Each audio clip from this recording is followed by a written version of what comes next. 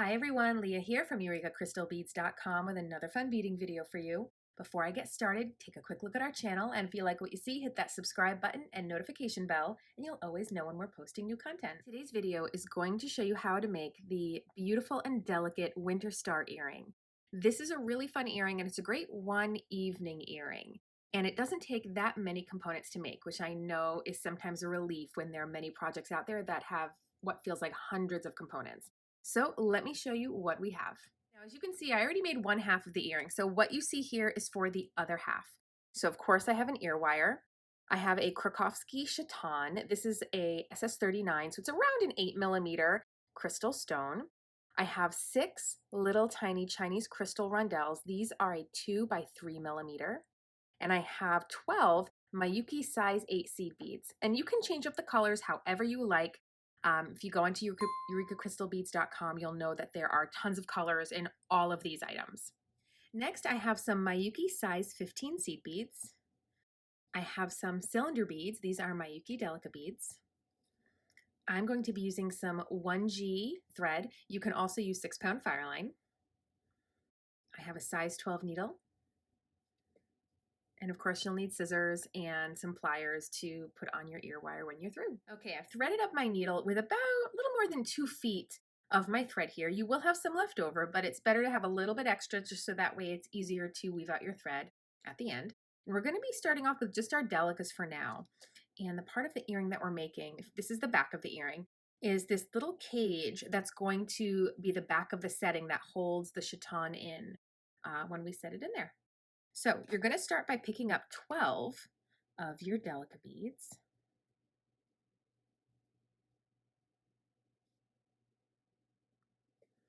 Double check that you have the correct amount on there. Perfect. You're going to bring them to within a few inches of the end. You want to leave enough of a tail on there that you'd be comfortable adding on your needle later and weaving that in. And now we're going to go through all of those beads again. And when we pull the needle, we pull it all down, you're going to see that it's going to start to make it into a loop, but you'll notice that it doesn't quite want to close into a loop. The easiest way to fix that is to go back to that beginning and go through one more bead, or in this case, you could go through a few more beads if you want. And that is going to tighten up our little circle. Continue to run in my circle so that way my working thread is coming out of the same spot that my tail is. And I'm going to go ahead and tie my tail and my working thread in a square knot. So that's kind of like a double knot, but that second knot is backwards, right over left and then left over right. And then the last thing I'm going to do is pass through another few beads in my circle just to get myself a little bit of a ways away from where that knot is. And there you go. We have our loop that is ready to start to the next step. Okay, I'm going to pick up a Delica and I'm going to circle back through the Delica that I'm coming out of, and I'm going to square stitch this Delica to that one.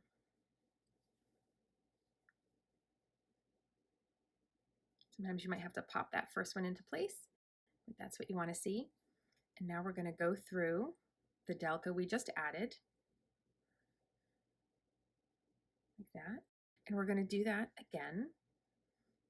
And if you're not sure what direction to go through that bead, you're going to go through the hole that doesn't have the thread coming out of it, so your needle is coming out of the same side that your thread is. Okay, and what I like to do is just kind of pinch it between my fingertips as I go to keep it nice and tight. And now we'll go through that bead at the end again, because I'm going to add one more bead in the same exact fashion. But you're going to notice that what we do now is we don't go through the new bead because we're not looking to add another one. I'm going to go down the bead below it and then into the bead that's actually part of the loop, and then through 2 more. So I just created sort of a little arm that has 3 additional beads on top of the beads that are in the ring. And then we're going to do another arm. So I'm basically going to have another arm coming out of every other bead in my ring. So I'm going to follow the same steps I did here onto this Delica, and then the same steps onto this Delica, and then this one, and then this one, and this one. You're going to end up with 6 arms total. We have after all 6 of the arms have been created. This was the last one that was made, and then I traveled through and wove up to the top of the very first one that I created. And now what I like to do, because I always like to work in a certain direction, I'm going to flip it here. And we're going to start to use some 15s to begin to finish up this setting that's going to close in the chaton. Okay, so I've dumped out my 15s here, and I'm going to pick up 2 at a time, and I'm going to go around my circle from the tip of each arm to the tip of the next arm. And you don't have to worry about pulling anything tight. You can see in my hand that I have it very loosey-goosey. I am just keeping this whole structure flat right now. So don't worry about any tightening, because we're not going to pull this tight until we're ready to actually place our chaton into the setting. And then when we pull, it's going to close in around the chaton. It's really a fun kind of huzzah moment. So here's my last 2. I'm going to go through that delica. And I find this part easiest to do by just placing this down onto my work surface. You're going to take your beautiful little chaton there, stick it right into the center. I like to hold it down with my fingertip, and then I pull the thread. And then we have this really fun little setting. Now, it's a little loosey-goosey right now, but that's fine because we can easily fix that. Because when I stop pulling tight here, you can see that things just loosen up just a little bit. So we're going to circle through this top ring of beads another time, so that way things stay a little bit tighter. And you're just going to keep it held in your fingertips as you do it. So I'm just kind of pinching it between my fingers and my thumb here. So that way, ideally, once I pull tight, I can then go a little bit more and it continues to stay tight. And if you're using 1G or a thread that's similar, you know that it has a little bit of a bounce to it, and that can actually help with tension problems. I am typically a fire line gal, but I do have to say, after I've started using 1G a bit, I'm really enjoying it. And I do think that it's a really great beading thread for anyone who may struggle with tighter tension, because that little bounce that it has is going to really help to keep things nice and tight.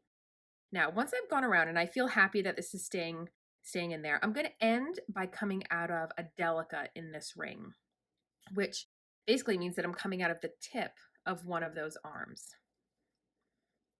Okay, so here's the view that you want to see.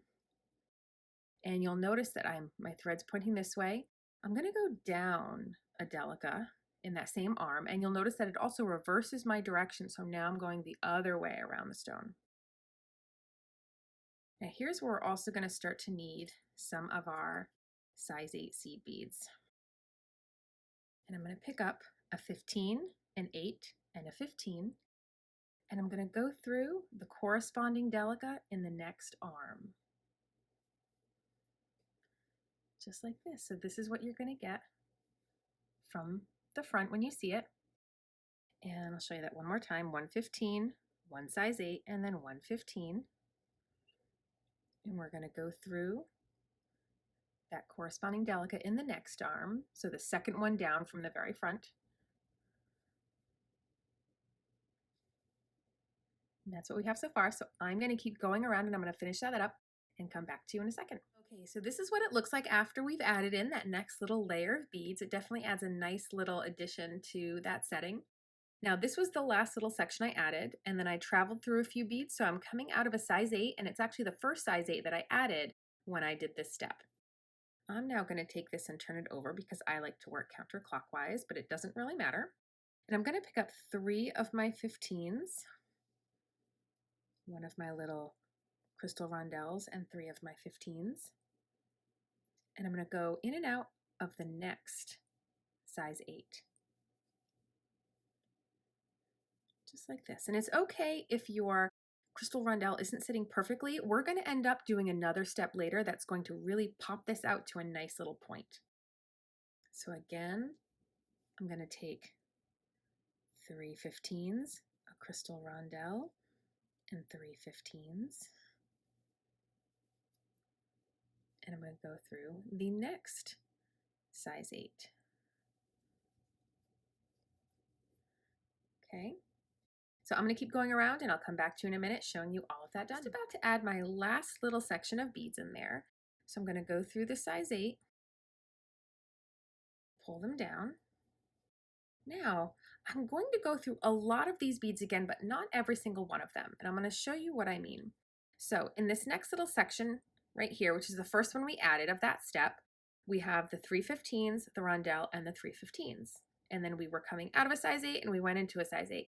We're going to go through all of that again, except we're going to skip the rondelle. And I'll show you what happens when we do that. And it's a really cool little trick that helps to add a little bit of precision to beadwork that looks like this. So now I'll skip over that guy, little 3 guys there. I'm going to go through the size 8. Now, you might have to pop it into place a little bit with your finger because you'll see that sometimes the thread wants to go on top. You want to encourage the rondelle to be above the thread, so get that thread underneath. And when you pull it nice and tight, you can see you really get a beautiful little point. Not only does this help to add structure to your beadwork, because it's going to make it a little bit stiffer, but you can see what a difference between how that looks, you know, trying to get it to sort of sit up straight. It doesn't really ever want to do its thing, and that, which is so much more precise. So I'm going to go through all of this all over again, doing that same trick. So skipping that crystal rondelle, and remember, you may have to encourage it to pop up because that thread might want to be on the top of the rondelle. Encourage that thread to kind of go underneath, and that's what cinches it together. So I'm going to do that all the way around and show you what it looks like in a minute. So this is what we have here. And I had gone all the way around, and then when I was done, I came back up to pop out of one of the little Chinese rondelle crystal beads. Now again, I'm going to flip it because I like to work counterclockwise. I'm going to pick up 3/15s, an 8 and 3/15s, and I'm just going to go through the very next crystal rondelle, just like that. I'm going to do that again. 3, 1, and 3. I'm going to go through the next one, and I'm going to continue all the way around until I've done that a total of 6 times. Okay, I've gone all the way around, and I've ended by coming out of that same crystal rondelle that I started with. But now I'm going to go just a few beads more into that very first section I added. So I'm coming out of the size 8 seed bead because this is where I'm going to have my beaded loop come out of. Give it a nice little tug. Okay, now I've got 11/15s on my needle, and I'm going to circle back through that 8 that I was coming out of, that size 8 seed bead. And you could leave the loop here, but I'd like to make it a little bit fancier. So you do have other options. You could leave it to be a simple beaded loop, in which case I would make it a little smaller, maybe 9 beads. But I did 11 because we're going to make it a little bit extra fancy. So to make it a little bit extra fancy, I'm going to circle back into the loop by going through just the first bead to start. And now I'm going to skip a bead. So I'm going to go around that whole circle, but I'm going to skip beads. So that way they kind of do what this crystal rondelle did. They pop out, which you're really not going to see right away until we kind of pull it a little bit tighter here. So I'm going to skip over some beads. So you're just going to go through every other bead. And I really don't worry about pulling it super tight until I'm crossing through that size 8 again. And that's really going to be the best place for you to do that. Come on, get in there. Okay, you'll end up going through the very last 15 and then crossing right through your size 8. And right now it just sort of looks like a loop that has this a little bumpy, but when you pull it tight, you're going to get some texture to that loop, which I think ends up looking really nice because we have the points of the star here, and now we'll have some points on top of our little beaded loop. So I think it just gives a little bit of an extra bonus. So now I'm just going to weave out my thread and snip off my my working thread here. I already did that to my tail earlier, just wove it out a bit, tied a couple overhand knots, and then I will show you getting that ear wire on. Okay, to get our earring onto our ear wire, we're just going to use some chain nose pliers. We're going to swivel that loop open to the side, get our earring onto there, and swivel it back shut. Nice and simple. And you have your beautiful pair of Winter Star earrings featuring the SS39, approximately 8mm Krakovski Chatons. We have those beautiful seed beads and those crystal rondelles. And if you head on over to EurekaCrystalBeads.com, you're going to find a rainbow of colors to choose from to make these earrings in any color scheme you like. All right, thanks for watching. Hope you guys enjoyed it, and we'll see you next time. Bye.